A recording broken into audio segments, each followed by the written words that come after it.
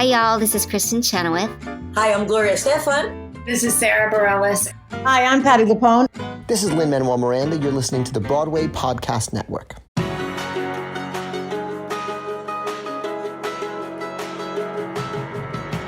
Welcome to the Theater Podcast, intimate personal conversations with theater's biggest names and part of the Broadway Podcast Network.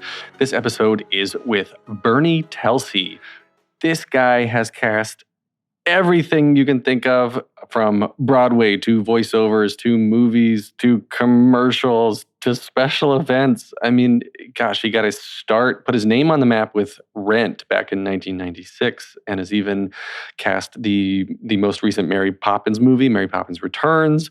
Gosh, his company is just legendary in the industry here, and has so many shows under his belt. And, he and his team, they built up this hugely successful casting company. And even as successful as he is still extremely friendly, extremely personable. Before we started recording, we were just chatting and hanging out in one of his audition studios in his office. And then he was excited to show me around the office afterwards. And he really wanted to make a genuine connection, a one-on-one connection, which I really appreciate. When I think as an actor, you're just going in front of readers that don't give you anything, or you're going in front of casting agents that make you feel nervous, or whatever it is, like to meet like one of the biggest and have him be such a real person is really refreshing. So Bernie, kudos to you. Before we get into the episode, as always, please visit me on thetheaterpodcast.com and show your support via thetheaterpodcast.com/Patreon, Patreon. And now, please enjoy this episode with casting director Bernie Telsey. Here you go, 1, 2, 3.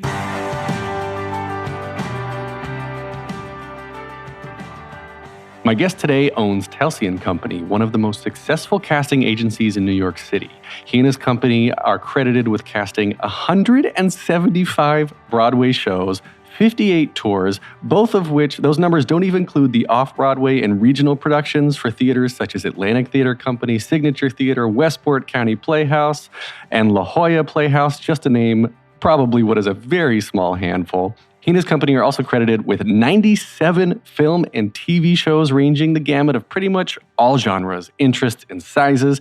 In addition, Telsey Company cast voiceover gigs, commercials, and special events, and somehow I feel this is kind of only the tip of the iceberg. So Bernie Telsey, welcome to the Theater Podcast. That makes me want to go to sleep right now after you said that. Well, one of the things I was most impressed with while researching for this episode was how much you and your team have done in such a relatively short amount of time. And that's what I want to really dig into is, your past. Where'd you come from? How did you put this company together? And then how did you make it so successful? So there's our table of contents. Oh, okay. That's good. So start at the beginning, like little Bernie. Little Bernie. I grew up in Long Island, and I sort of fell in love with the theater in day camp, and started doing shows. And then I had a high school that didn't really have a performing arts program or anything like that. But I was really interested and tried to sort of organize a drama group club. But then I got friendly with one of our music teachers who was part of a Long Island adult community theater. And I sort of grew up there. I mean, from 9th grade to 12th grade. So you're performing? I was in the ensemble, but more importantly, I was in the office because the only way I can get there would be to get a ride with him and then get a ride home because they would rehearse in the evenings and my dad worked and my mom didn't drive.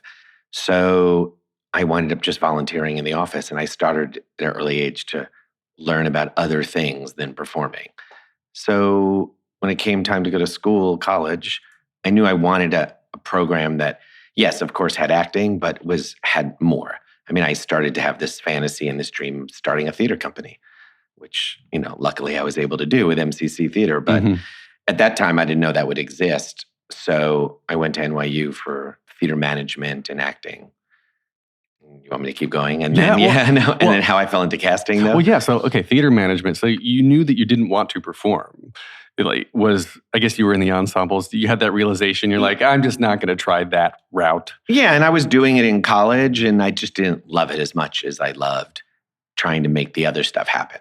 Yeah. Let's do theater in the basement at some building at NYU. And all that kind of stuff interested me more. Okay, so then college, you come out of college with a theater management degree. Yeah, and we had the most amazing professors in that theater management program because they were all working professionals in New York. And Barbara Hauptman was our main teacher. And at that time, she was the executive director of TDF. And before that, she was the executive director of Twyla Tharp on Broadway. And, she was a working professional. And she ultimately ran, SDC. And she was helping us get jobs because we were graduating. And she introduced me to Meg Simon and Frank Human, who at that time were one of the premier New York theater casting directors. And they were looking for someone to do their accounting and their bookkeeping. And because I was a accounting minor, thanks to my mom's persistence. Did she make you get something that could be, quote, useful? Yes. So I took a lot of business classes at NYU. And so I started working for Meg and Fran, and I just loved it. I mean, I was, one of their two assistants and just started seeing actors coming and going and started to understand what, you knew what casting was as a young actor, but not really. And I watched the two of them work and watched auditions and started going to the theater every night with them, without them, and ushering, off-Broadway shows and started to learn your own taste and really wanted to sort of pursue that track while starting this club, which was MCC. And it felt like they really both matched each other well. And I stayed there for about 6.5 years.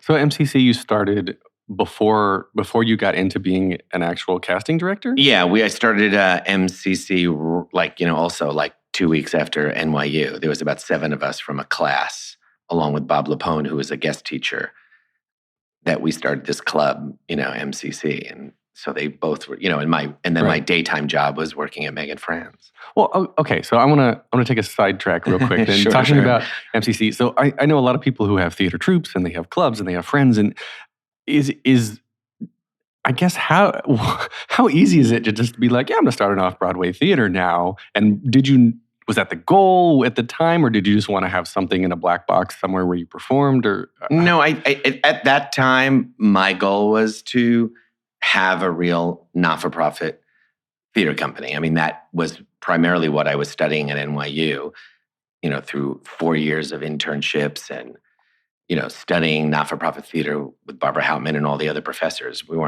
So that is what I wanted to do. I don't know how you do that at 21. And, and it was like, oh, well, Bob is, the working professional on Broadway. So let's do this. And, I just had more chutzpah to sort of continue to pursue that.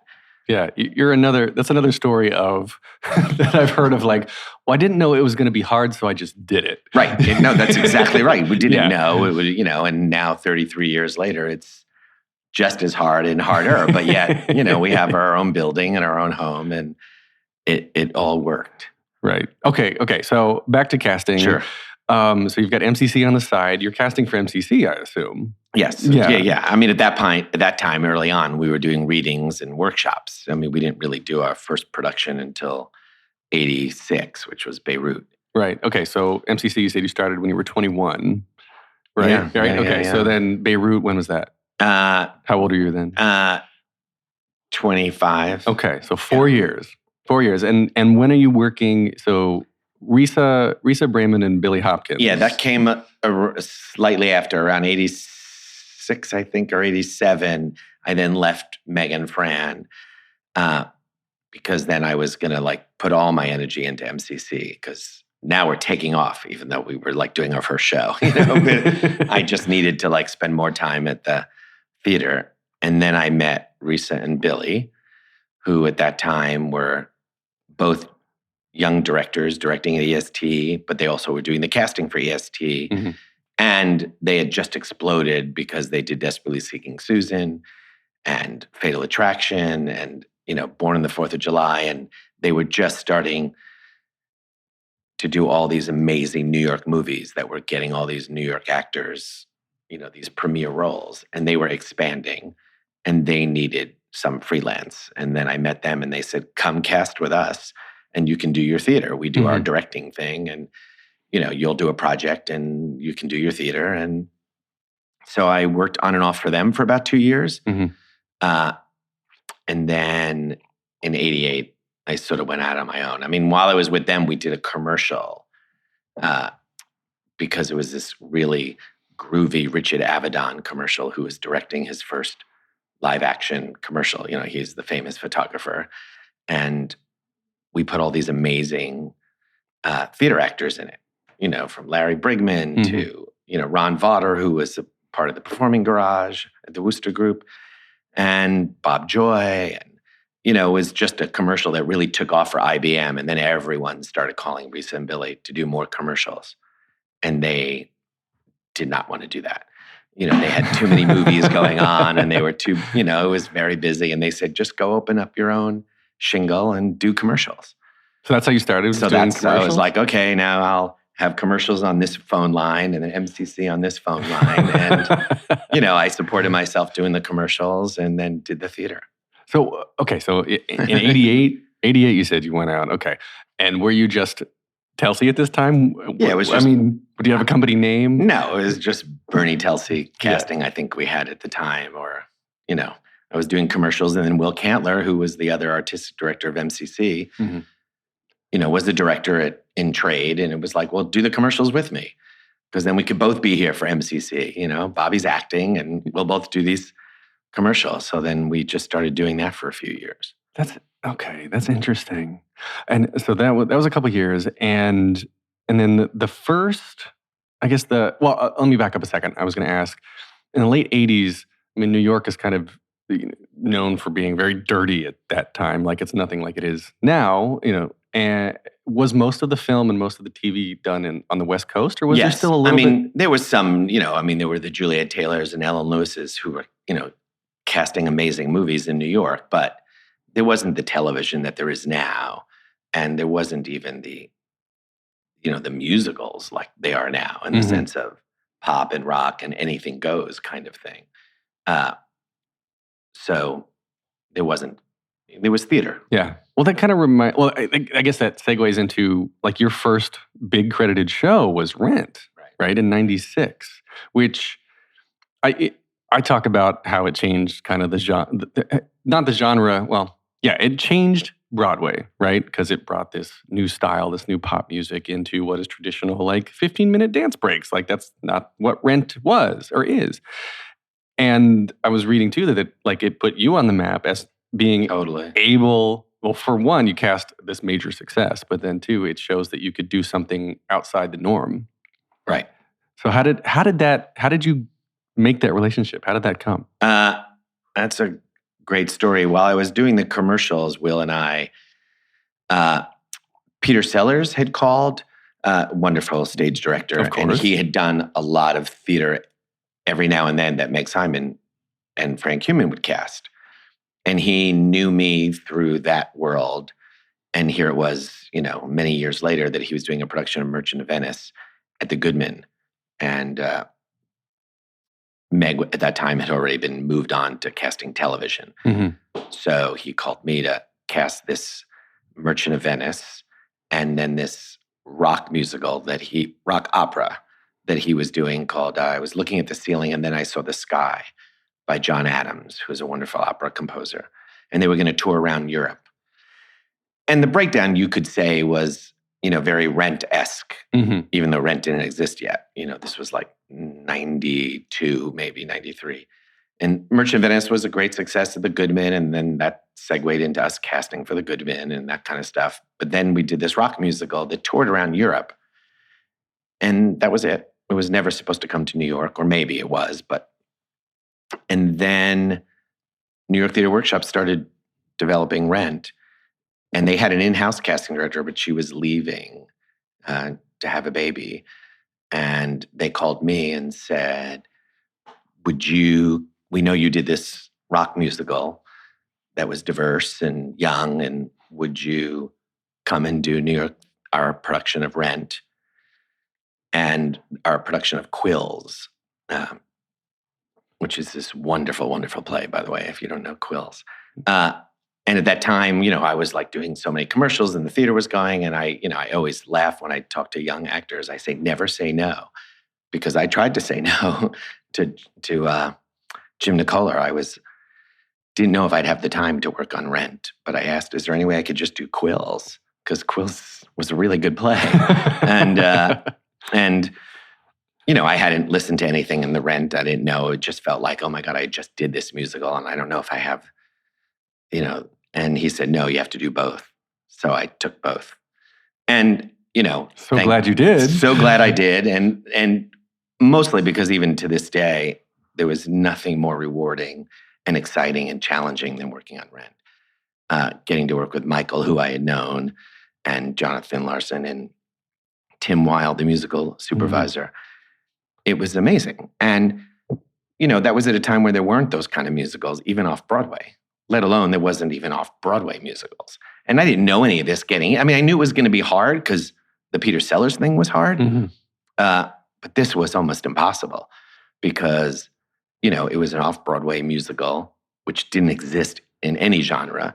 And even though Jonathan kept saying, I really want rock voices and pop voices, I didn't really know what that meant until we got in the room when he basically did not want anyone who was coming into audition to be in the show because he really, really wanted these specific voices.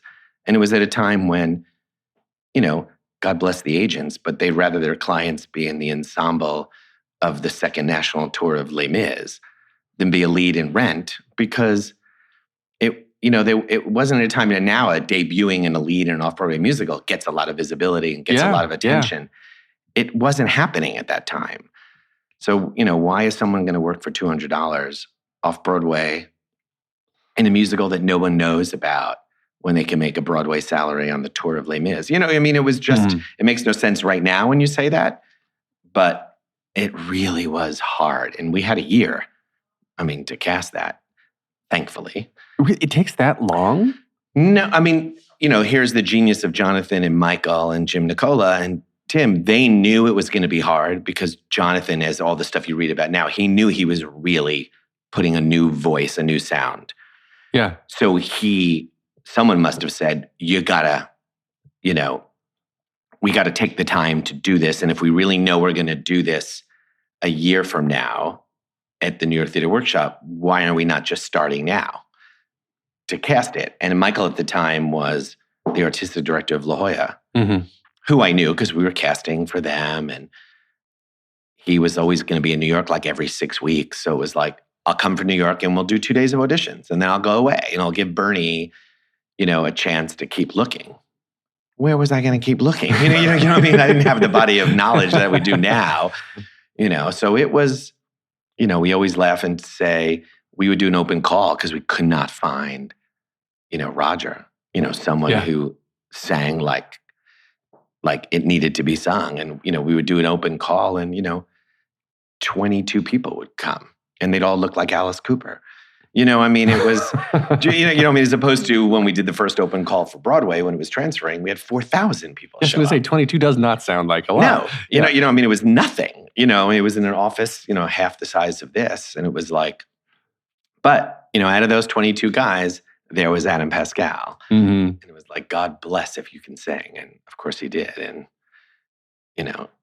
it was like calling Michael and Jonathan and going, I got one. Tomorrow morning at 10 a.m., he'll be there. But, there's so many wonderful Ren stories, but it really taught me everything in the sense of how to search, how to be a detective, how to, find new talent. It wasn't about the people that I knew because those people we brought in the first 2 weeks and it didn't work. Right. Well, so are you the first line of defense and you're the screening, you're the filter that's like, okay, so I'm going to now send these, out of these 22 people, I'm going to send these 3 to Jonathan Larson?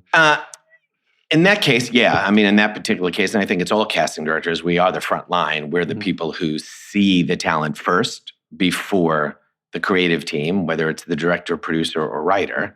In the case of Rent, we were just seeing people on our own. We, meaning me and Will or David, and because we were a staff of 2.5. And if we liked someone, then we would hold auditions for Michael and Jonathan and Tim Weil. Mm-hmm.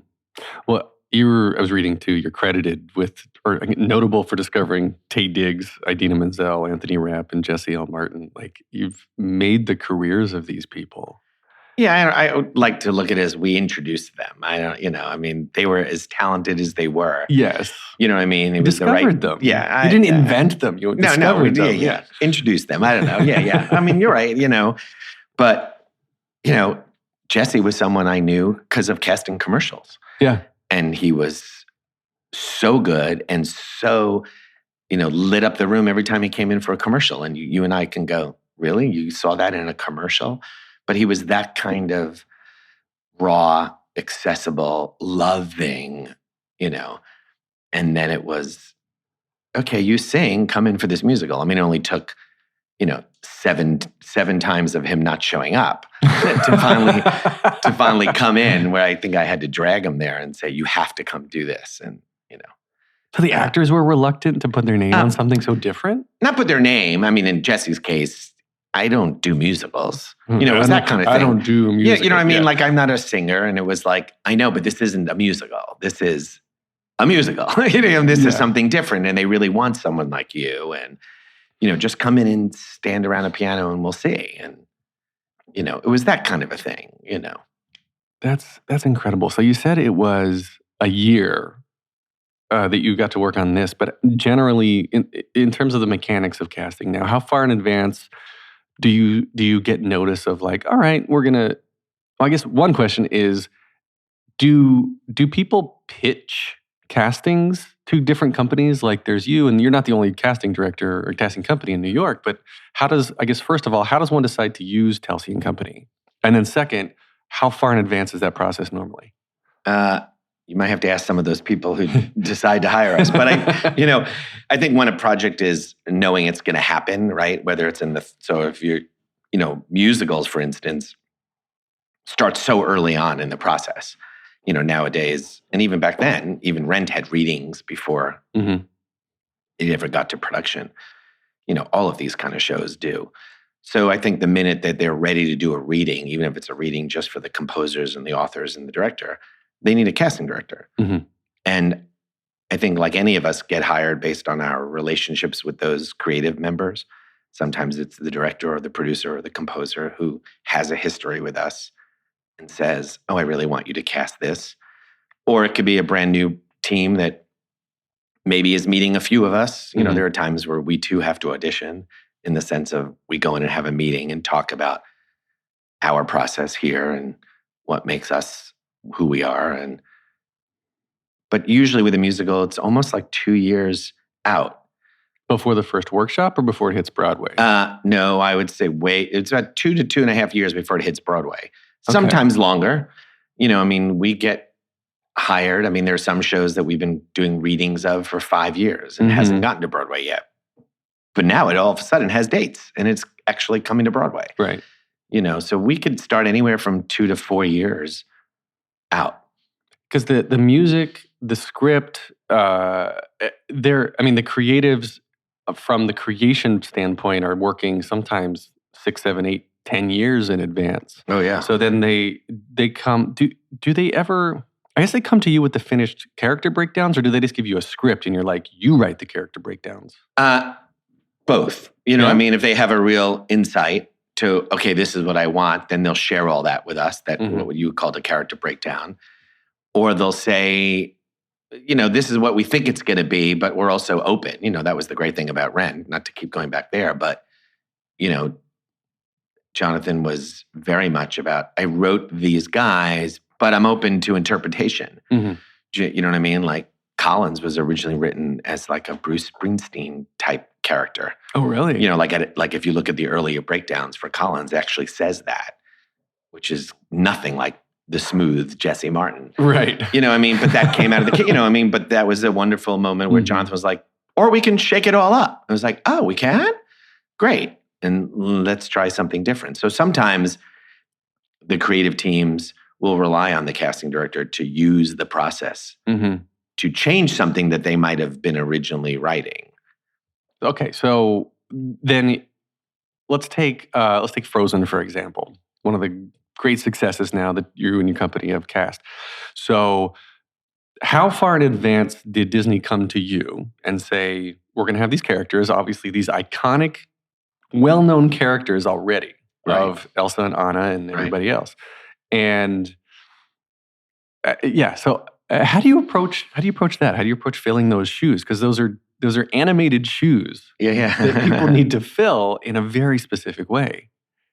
Yeah, in that case, I think they came to us about 3.5 years before it ever got to the out-of-town Broadway production or the Broadway production. That was basically like the day the movie came out. Yeah, right, exactly, right? Well, I think the day the movie came out and they saw those results, they knew they were writing a musical.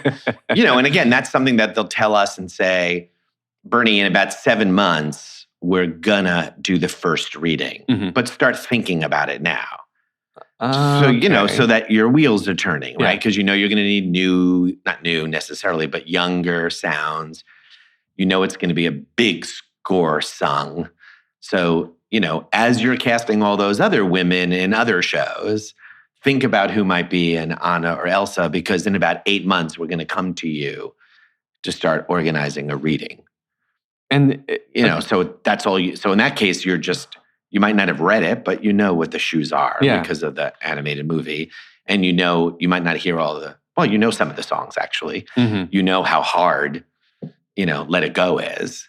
It's another, Elphaba. It's another, any one of those big kind of roles. Did you go to Idina and ask her if she was interested?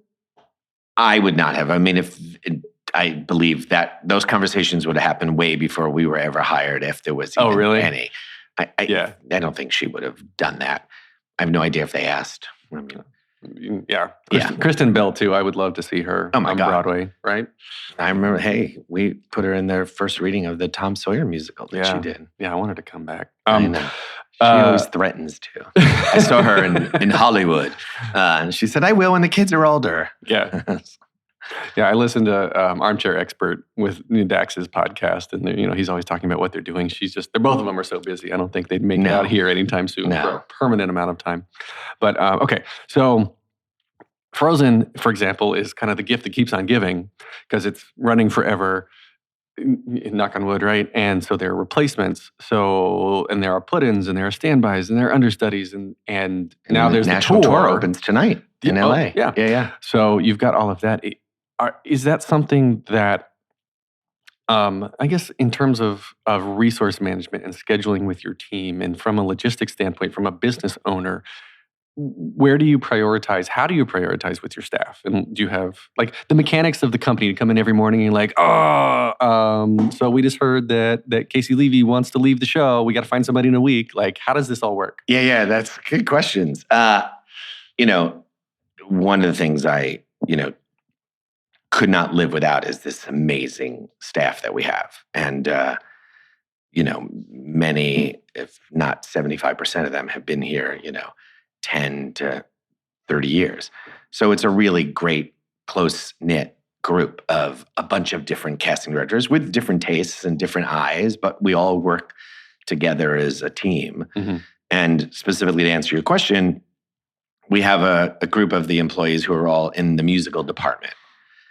So there's about 6 casting directors and 4 associates and 3 assistants who all work on all the musicals. And we try to sort of make every project, especially the ones that are running, like the Broadway replacements and tours, they all have a team of 3 or 4 people.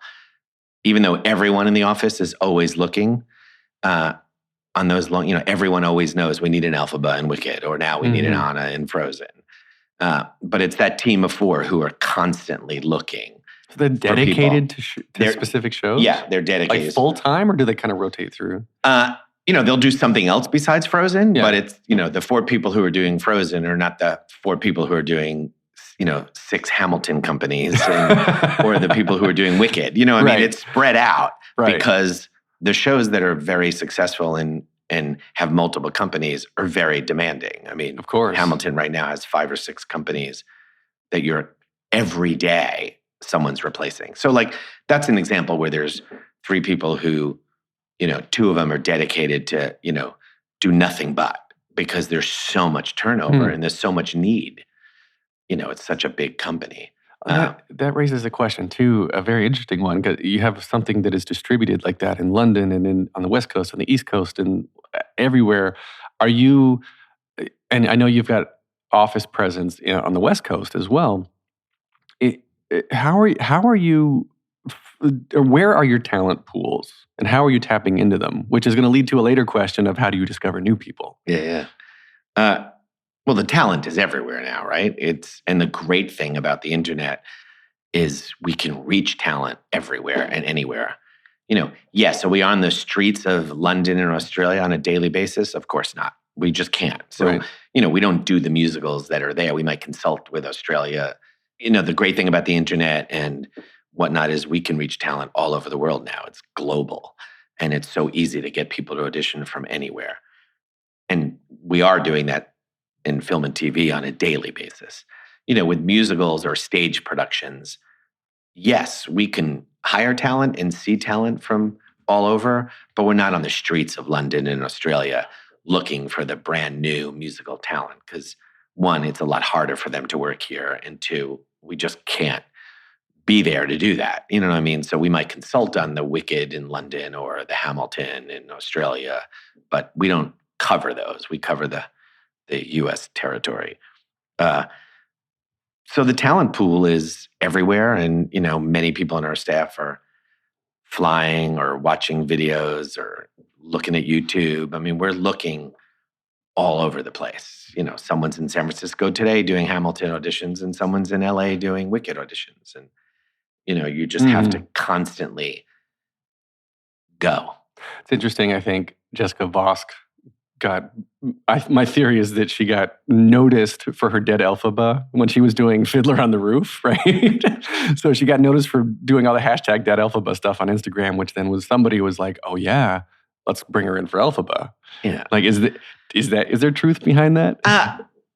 Yeah, she might think that. I mean, this office has been seeing her and casting her in a million shows, but everything is timing. Yeah. You know what I mean? That could have been going around at the same time she came in and killed it at her audition. You know what I mean? But you can neither confirm nor deny. Yeah. Look, that stuff is crazy. To me, listen, sometimes it takes, people used to say, why am I going in to rent? It's the 12th time. It's like, sometimes it takes 12 times. Mm-hmm. And you know what I mean? There's been many people who've gotten hired, so you just never know when the timing is going to be. How, I mean, you mentioned the internet, and that was going to be something else too, was now it seems very easy, especially for sending in self-tapes. Literally, you just sing into your iPhone and, email it to somebody, right?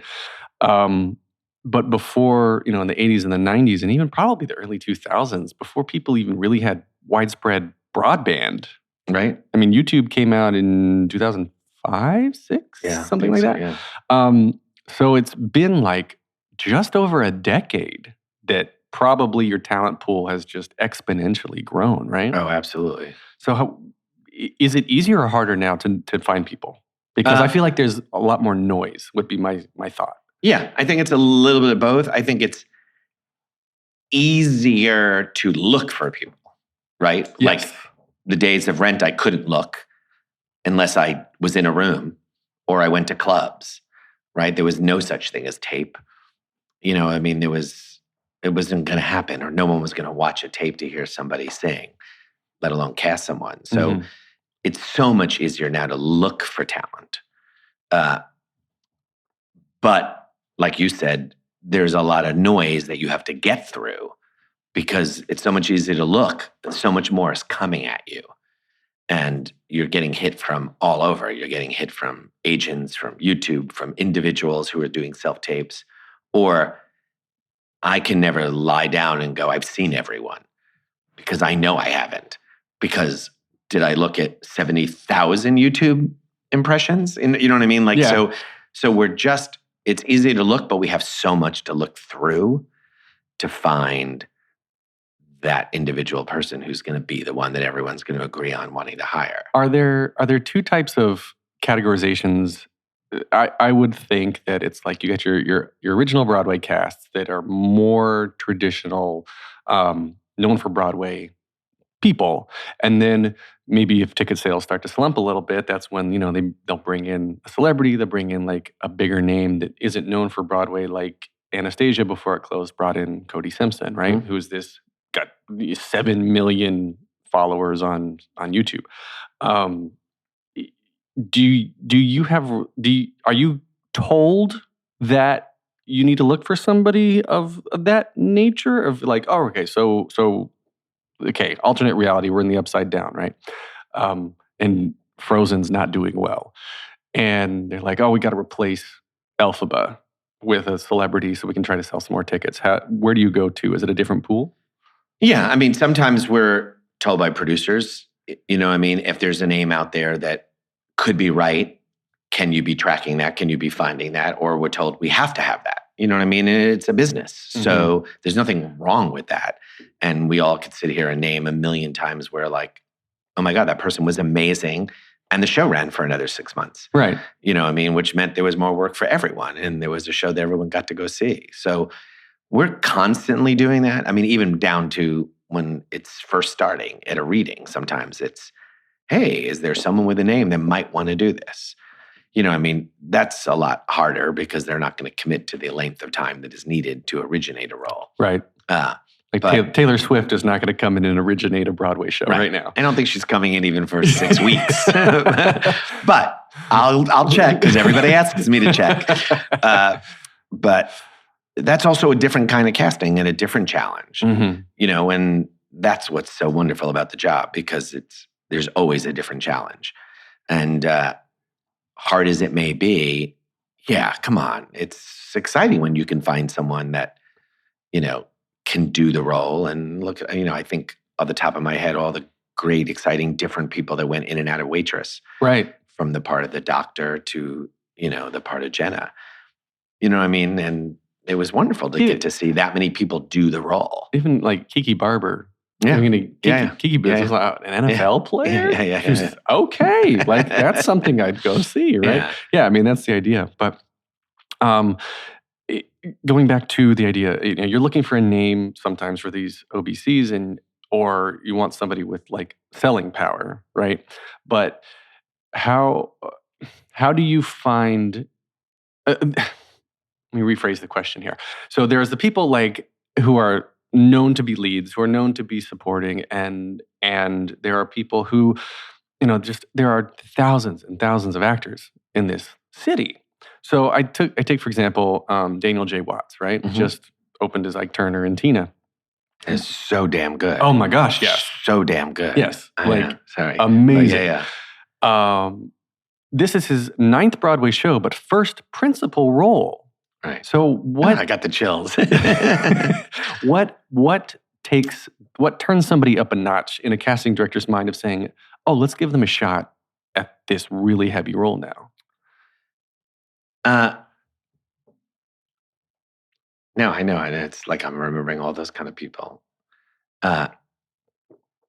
We're seeing them if you say like with Daniel specifically, right? We've seen him in those 8 shows. Mm-hmm. As opposed to, I think all casting directors are going to the theater, going to the movies and the TV all the time. And we're knowing someone's body of work beyond what may or may not happen in an audition. The play that Daniel did off-Broadway at Second Stage. He was fucking genius in it. Am I allowed to curse? Absolutely. So you knew he had the acting and he had the chops. Whether or not everyone knows that, how could they? Because how is anyone, and that was a team who doesn't even necessarily live in New York, the creative team on Tina. Some of them did, but not all of them. So we're always trying to open up our minds to bring people in for auditions. I mean, I'm sure for every time I say that, there'll be another actor that says, I can't get into your doors and, you shut me out. I don't know. That's not our goal. Our goal is to see people who we like and give them the opportunity. And then they have to be able to do it.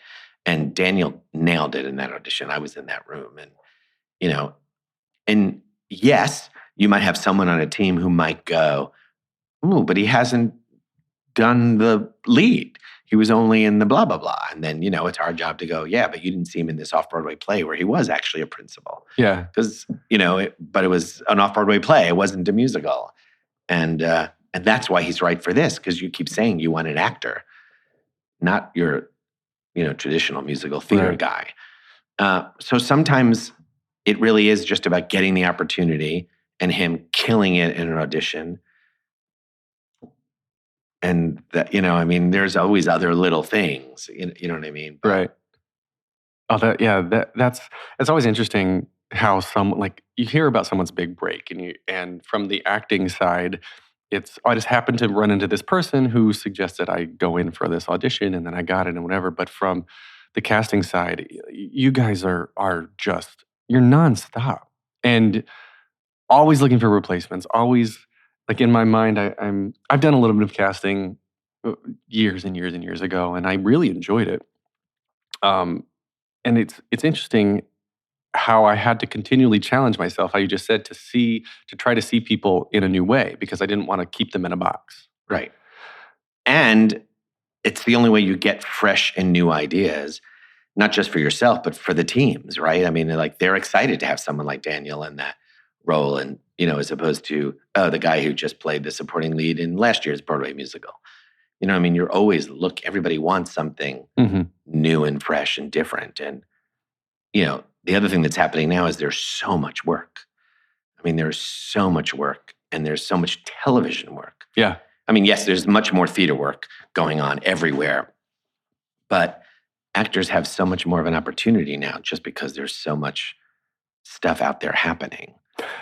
Speaking of TV, there were some obvious ones that your company has cast, like Smash and Fosse Verdon, and all like the live musical shows that have been a trend the last couple of years. Even I was really happy to see your name on Mary Poppins Returns. My favorite. I love that. But there are some Muggle shows out there too that you cast. This Is Us, Tales of the City, NCIS, Masters of Sex, The Big C, Crazy Ex-Girlfriend. And now, when I wrote all those down, I was like, oh, that makes so much sense why I see Santino in this one and all these other Broadway names on TV. Was it kind of a natural transition to start adding the TV and film to your repertoire? We were doing film early on. That sort of started. It's always been there? We were doing one film every 2 years, 3 years. When we were starting out. And that became, it sort of happened with artists who knew us. Thankfully, Peter Hedges, a wonderful writer and director, was directing, his first movie and asked us to cast it because he knew me from MCC. Right. And then we do his movie and then, that helped. Or Julie Taymor knew us, so she asked us to do Across the Universe. Over the years, now we've done enough movies that hopefully it's through a director that knows us or an artist that knows us or a reputation. The TV was the last to sort of come on board. Mm-hmm. I think, like anything, it's kind of the last to build up in New York too, right? Yeah, it was the last to build up in New York, and I think, understandably, people were like, "Oh, that's the musical guy, or that's the theater guy, and doesn't do TV." And that's true. I wasn't doing TV, and there's a whole other world of television with contracts and studio and network, and that's where it's all about the relationships. Laura Linney was doing The Big C. Right. She was a producer on The Star, and she and Michael Engler, who also comes from the theater and was the other executive producer, asked me to come on board. And of course, they knew me through just being a fellow New York theater guy. And, right.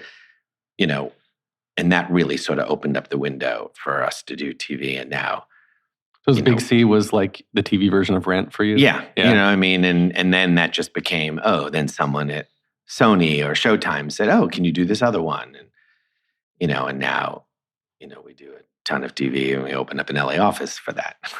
So, right. How long ago did the LA office open up? 4 years ago. Oh, so it's relatively recent. Yeah.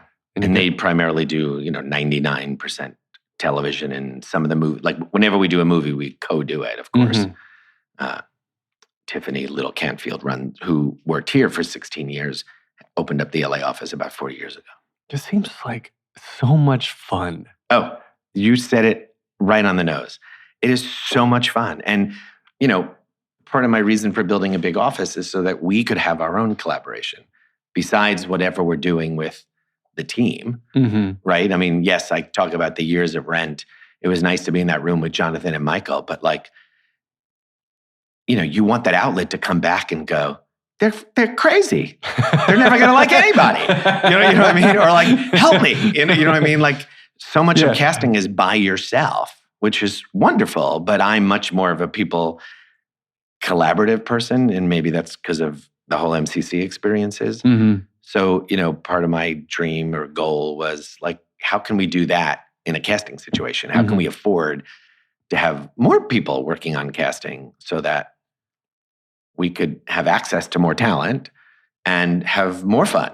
And there's nothing better than coming out of a room and sharing with the rest of the team who was liked, who was great, even if they're not going to get the part. But hey, you should see them for what you're working on. Oh, yeah. You know, like we have a whole thing on our schedules, you know, which actors never know. Right. You know, that is like, so while you're sitting there, you might be writing, oh, C for Wicked. Oh, C for Smash. Oh, C for Tales of the City. You know, I mean, because I just did that today. I was casting a play and I'm writing, oh, we should see her for the TV show. Oh, yeah. You know, even if she's not getting the play. Right. You know, those things happen all the time. And we're always sharing, stealing ideas from each other. Well, you're all the same team. Yeah, exactly. Yeah. So it's really fun. So we're here in your offices above Bubba Gump Shrimp, I think. Yes, right? Bubba Gump Shrimp. In Times Square. We're in one of your audition rooms. There's a camcorder right here that's been set up from an audition, I guess. Yeah. And do you save all your archives, the tapes? Yeah. So you have stuff from like decades back? Oh, yeah. I guess there and the film and the decades. TV, but we weren't taping in the theater like we do now. You know, I have schedules, you know, like those first Rent schedules or, you know, the first Beirut schedule, you know, where you have like, you know, when Marissa Tomei did it at MCC and then the show was moving off Broadway and Marissa had gotten her first TV show, the Cosby spinoff, and couldn't go with the play. And we did these other auditions for this amazing, you know, 20-year-old. And, you know, I have this one wonderful schedule that has Sarah Jessica Parker, Bridget Fonda, Laura San Giacomo, and Kira Sedgwick. And they were all like early 20s. And it's like, you know, coming in for this off-Broadway play at MCC, you know, like, what?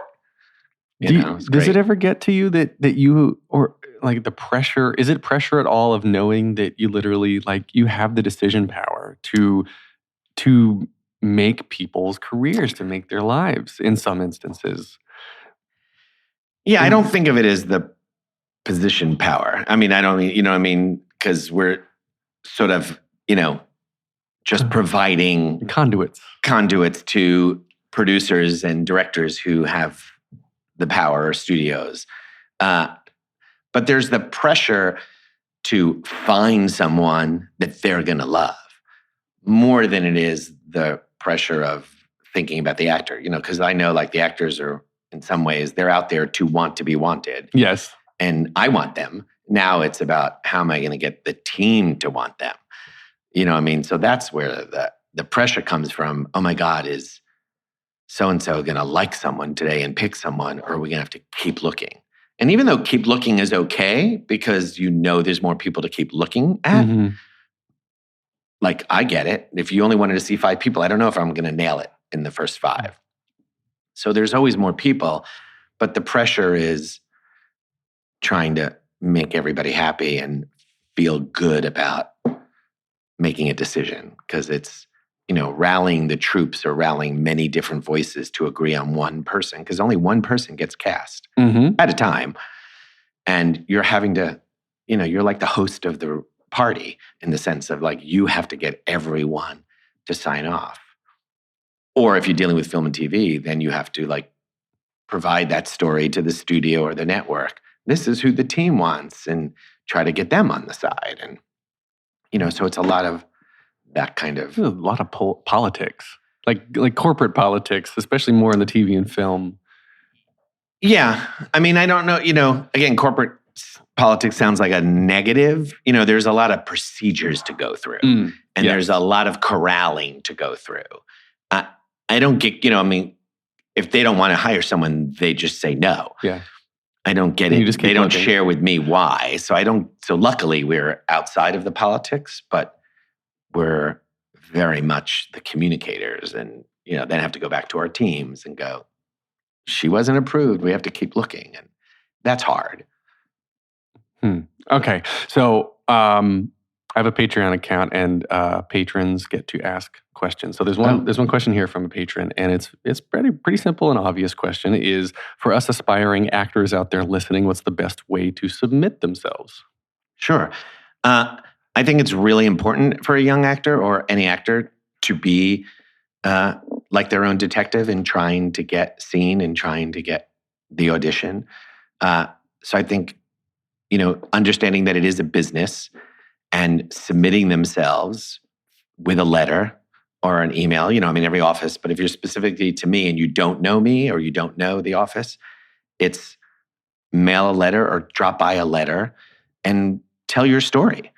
You know what I mean? Like, say, I hear you're casting the national tour of Frozen, and I'd love to be seen for the Anna role because I feel like I'm really right for it. Do you know what I mean? It's like, tell us who you are in a cover letter and submit yourself. I mean, I know it sounds easier said than done, but it's important not to just like mail in a picture, like, see me. You know what I mean? Like, there's lots of attractive people out there. Right. The more specific you can be on what you're contacting the office for and what is that role and what is that project, at least it helps us hone in on someone we don't know. And then they might just go right into the Anna folder. So when we're doing new Annas, we'll potentially see her if we feel she's right. You know what I mean? I think too many times we get just mail. You know what I mean? Or just a letter. And not that that's wrong, but if we don't know them, help us do your job. It's the kind of sort of helpful hint. Okay. So kind of describe, to tell your story, describe what type you are. And not even what you're wanting to be seen for. Sure, they'd like to be seen for anything we're casting, but if it's specifically to like, hey, Bernie, I know you cast This Is Us, and I'd really love a chance to be someone in the blah, blah, blah family, or, know what you're writing about. Of course, I'm going to take that picture and give it to the person or the team that works on This Is Us. So it's already gone into a hand than just a picture that came to the office. Do you prefer digital submissions or hard copies? Whatever they want to do. Fair enough. Personally, for me, either. So when do you sign off on all the casting decisions? No. There's 30 people here. There's people on every different project and every different team, and there are things that I'm not even part of that, other members who have been here forever cast those projects. I would say someone in this office is. Well, they have to be. Yeah. Okay. But I do on all the projects I'm involved in, and then I'll get updates on the ones that I'm not. That's a good leader. Delegate. Yeah, it's a big it's a bottleneck. I mean, it's the only way it would ever happen. And part of my dream too was to breed more casting directors. You know what I mean? Because then people will pay attention to what casting is and know that it's a profession and one that people can make a living at. And we're not some like secret people sitting behind a door, or in a table. So what do you ever tell your readers? I was listening to a podcast the other day about how to overcome a bad reader during an audition. Do you ever specifically tell your readers, give them nothing, I want to see how they react to that? Or are you always... like, no, one of our things is we always hire readers. Oh, they're always external? On all and they're actors who, we pay to come in and read so that the actor auditioning, especially in the theater, which it's so hard, and, you're using your whole body and you're using the whole space, we want them to have an actor to play off of. Because it's going to only make them look better. I mean, it's hard enough to do auditions. So how can we try to provide a space that the actor can do their best work? Sometimes most of the time, a lot of the film and TV pre-reads, one of the casting directors is reading. You know what I mean? Because it's just easier and it gets right on camera. And, this way they're looking right at the person behind the camera.